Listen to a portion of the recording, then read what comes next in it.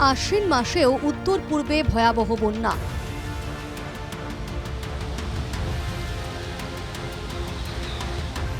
গত কয়েকদিনের টানা বর্ষণে ফুলে ফেঁপে উঠেছে রাজ্যের এই অঞ্চলের একাধিক নদী উপনদী। কোথাও বন্যায় প্লাবিত শতাধিক গ্রাম, কোথাও পাহাড় ধসে ভয়ঙ্কর পরিস্থিতি।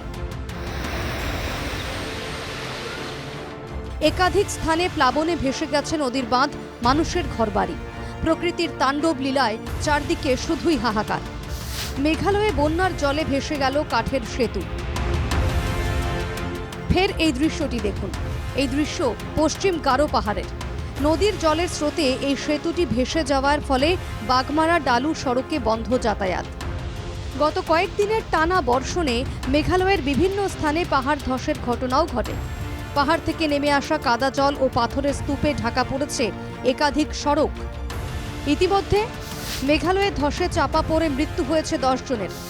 পশ্চিম গারো পাহাড়ের ডালু এলাকায় 3 জনের মৃত্যু। দক্ষিণ গারো পাহাড়ের গাছুয়াপাড়ায় 7 জনের মৃত্যু। এক কথায় আশ্বিন মাসের ভারী বর্ষণে বিপর্যস্ত পাহাড়ের জনজীবন। গারো পাহাড়ের সর্বত্রই এখন চোখে পড়ছে ধ্বংসাত্মক ছবি।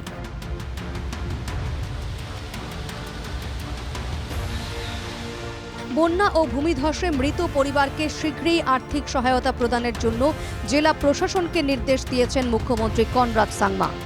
গারো পাহাড়ের মর্মান্তিক ঘটনার পর গভীর শোক প্রকাশ করেন মুখ্যমন্ত্রী। গোয়ালপাড়ায় বন্যায় প্লাবিত বিস্তীর্ণ এলাকা। মাটিয়া সার্কেলের অন্তর্গত বামুনপাড়া ও কাড়িপাড়া এলাকায় ভয়ঙ্কর পরিস্থিতি। বামুনপাড়ায় দুধনই নদীর বাঁধ ভেঙে বন্যার কবলে 5 শতাধিক পরিবার। টানা বর্ষণে দুধনই নদীতে জলস্ফীতি দেখা দেয়।